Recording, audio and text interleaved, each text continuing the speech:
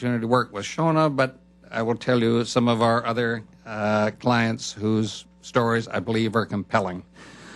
We helped an 8-year-old girl who had a massive cranial infection.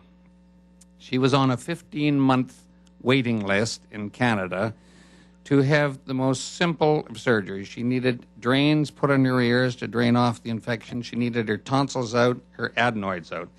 This is meat and potatoes surgery. This is the simplest possible surgery, and yet she was on a 15-month wait after having gone deaf in January of 2004. Couldn't hear her teacher, couldn't participate in school. In month 9 of the 15-month wait, we sent her to a surgeon in Seattle who told her father that had she waited for the 15 months that she was asked to wait in Canada, she would be dead. He said, never mind her hearing. He said, my job now is to try and save her life. Happily, this surgeon did save her life. This little girl lost all of her hearing in one ear, half of the hearing in the other, for want of drain tubes in her ears and tonsils and adenoids. Our client, Lindsay McCreath in Toronto, was diagnosed with a brain tumor in 2006. His family doctor estimated it would have taken 7.5 months from the time he collapsed on the street until he would have finally got his surgery. That included a 4.5-month wait for an MRI image to confirm the initial diagnosis of a brain tumor. We sent him down to Buffalo, New York, where he had a malignant brain tumor removed, a grade 2 astrocytoma. We compressed the 7.5 months into 4.5 weeks. Mr. McCreath had his first hearing in court yesterday. He's gone to the Supreme Court. He's suing the Canadian government for a violation of his charter rights, specifically the charter right of security of person. It would be ironic if, just as Canada appears to be going more to the right on health care delivery, the U.S. would be copying the Canadian system and going to the left. It would be very ironic. Our client, Shirley Healy in Vernon, British Columbia, was told by her vascular surgeon that she had 2, maybe 3 weeks to live due to a blocked mesenteric artery. She was starving to death. She could not digest her food. She lost 40 pounds. Is that another vote? No, I don't know what that is. Okay.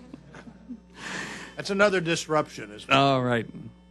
Shirley's surgery was planned in Kelowna Hospital in British Columbia. She was on the table being prepped for her surgery when the word came down that all elective surgeries were to be canceled for the day in this hospital. This is a routine procedure in Kelowna. They don't have sufficient beds. Had Shirley had her surgery, there would have been no bed for her to go to. Why are there no beds? Because they don't have enough money to hire nurses to tend to the patients in those beds. So Shirley waited. Her second surgery the following week was canceled. Her surgeon said, get in touch with Timely Medical Alternatives, which is our organization. They will help you to get care in the U.S. Next day, Shirley was at an excellent hospital down in Bellingham, Washington, where her surgeon said, Shirley, you were hanging by a thread. You had less than a week to live, and he saved her life. Shirley went back. This is an important part. Shirley went back to Canada. She went to the government, said, I'd like to have my money back, please. They said, why would we give you your money back? She said, because there's an implied contract.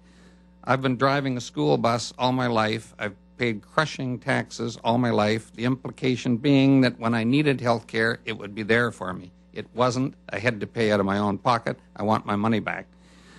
And the Ministry of Health said, Shirley, your decision to leave the jurisdiction was an elective decision. Your application is denied. Now, this brings up an important point. By the way, Shirley's response to that comment was, the only thing elective about my decision to go to the U.S. was that I'd elected to keep on living. That was a great quote. But Shirley's story leads me to an important point. You will hear from proponents of single-payer health care that there is anecdotal evidence that in Canada some elective surgeries are sometimes postponed. The implication is that Mrs. Smith's planned tummy tuck had to be postponed. Mr. Jones couldn't get his bunions operated on. You need to know that elective medical procedures in Canada is any condition which does not immediately threaten life or limb. Give an example. If you're hit by a bus in Canada, you get immediate and competent care. That's an emergency situation. If, though, you were hit by a bus 6 years ago and you now need spinal surgery and you need a walker to get around and you're addicted to painkillers, this is an elective condition. You might not be able to function, but it's an elective surgery you were looking for. Again, there are 750,000 Canadians waiting for elective medical procedures. One of these is our client, Lynn Gilbert from Vancouver. Her son needs a major spinal surgery. He's only 15 years old. He needs a lumbar fusion. Lynn herself needed the same surgery when she was 15. She did not get it. By the time Lynn was 28, she couldn't pick up her 2 babies. She couldn't hold down a job. She was walking with a walker. She was addicted to morphine. And worst of all, in my view, she had to walk around all day in diapers, age 28, a mother of 2, walking around in diapers. She said to her surgeon, "When can I get my surgery?" He said, "Well, you're too young to have a spinal fusion." Now, life had come to an end, or a stop. She was too young to get spinal surgeries. Besides, he said, there are so many others waiting in line behind you. There's ahead of you. There's hundreds of people ahead of you whom we have to operate on first. And besides, Lynn, he said, you have not yet suffered long enough. I want you to remember that phrase. You have not yet suffered long enough. A 28-year-old mother of 2, diapers, addicted to morphine. That's the elective healthcare system in Canada. When she was 31, 3 years later, she finally got her surgery. She came to us 2 weeks ago to help her get surgery for her son, who has the same familial condition. She told us she would pay anything. She would mortgage her home. She would sell her home. She would do anything to avoid having him go through the same suffering that she went through. We will be sending her son to an excellent physician-owned hospital in Sioux Falls, South Dakota, for his surgery in the next couple of weeks. You will hear from prominent Canadians on the left of the political spectrum about how wonderful the Canadian healthcare system is. Jack Layton, the leader of the Socialist NDP party in Canada, recently came to Washington to tell you folks how wonderful the Canadian healthcare system is. Why would he do this? Why would he care? Here's why he came.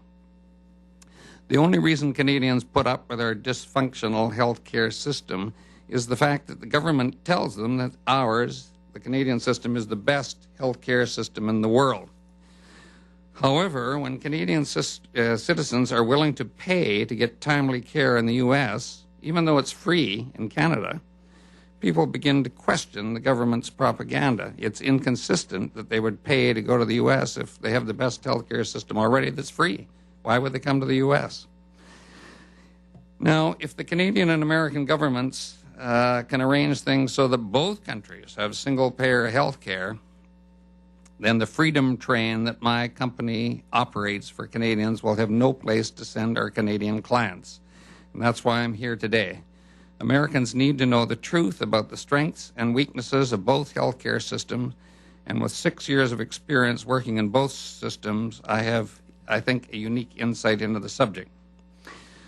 You will hear from the U.S. congressional leaders that we have the doctors on our side. I work closely with 60 U.S. doctors.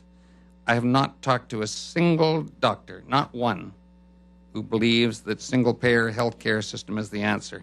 Certainly, the Association of American Physicians and Surgeons is foursquare against the single-payer plan.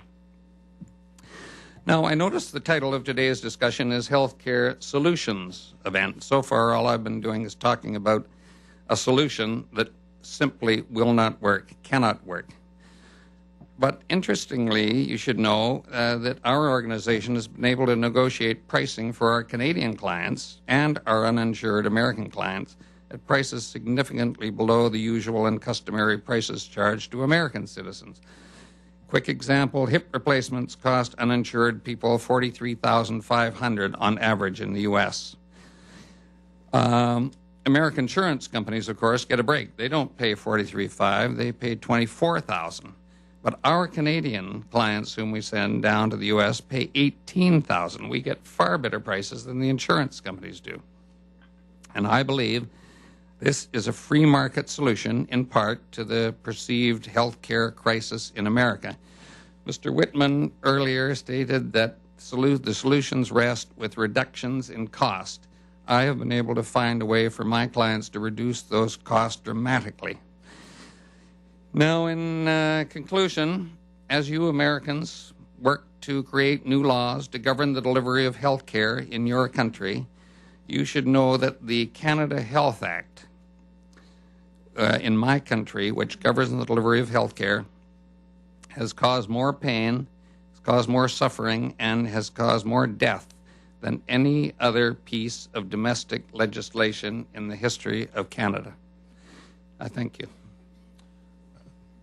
Thank you, Ms. Baker. Let's go next to Karen Kerrigan, the President and CEO of the Small Business and Entrepreneurship Council, and listen to her testimony, and then we'll go quickly to some questions. Thank you. Am I on? Yeah. I am on. There we go. Let me thank all of you, members of the House Republican Health Care Solutions Group, for hosting this event today and for inviting small business to be a part of the discussion. I feel I don't have to go into too much detail with all of you about the challenges faced by small business owners regarding their epic struggle to provide and keep health coverage for their employees or themselves. This has certainly been a long-term problem for small business owners, as you know, with the central issue being cost.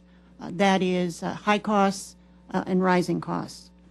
Even in the best of times, these rising costs have hurt business growth, investment, hiring opportunities, and competitiveness. Certainly during this tough economic period, retaining health coverage has become an extraordinary challenge. For the many who do not provide insurance but want to and cannot afford to, it goes without saying that economic conditions have exacerbated their situation. Many small businesses are in survival mode. They are cutting expenses, cutting hours. Unfortunately, they are cutting jobs and doing what they can with very limited resources to keep or find new business. And like many Americans, the economic confidence among small business owners is rather gloomy. A late June Discover Small Business Watch survey found that 59% of small business owners rated the economy as poor, 30% rated it as fair, and only 8% rated it as good or excellent. 57% believe economic conditions are getting worse, and 49% see conditions for their own business getting worse. These numbers and this lack of confidence do not bode well for the economy. So given these tough economic conditions and the important role small businesses play in our economy, you would think that lawmakers would do everything possible to help our sector. That's certainly what my members heard and our organization heard regarding health care when Congress started down the path of health care reform. Namely, that the cost of coverage will decrease for small business owners under the current legislation. But unfortunately, that is not the case. H.R. 3200, the Affordable Health Choices Act, is not an affordable plan for small business. In fact, the financing of H.R. 3200 appears to fall most heavily on small business owners. It includes new taxes, new mandates, penalties, and regulations that will raise costs. This is not what small business owners need when many are struggling to survive. The mandate requiring employers to provide insurance, acceptable coverage as defined by the federal government, or pay a penalty will drive up costs and it will kill jobs. The surtax on business owners doesn't make sense at a time when capital is tight, and we need these entrepreneurs to invest in their businesses to keep employees on the payroll. We are in a recession, and the economy and private sector desperately needs this capital. We need to keep capital in the hands of productive business owners, not punish those who are working hard to bring the economy back to growth. With the government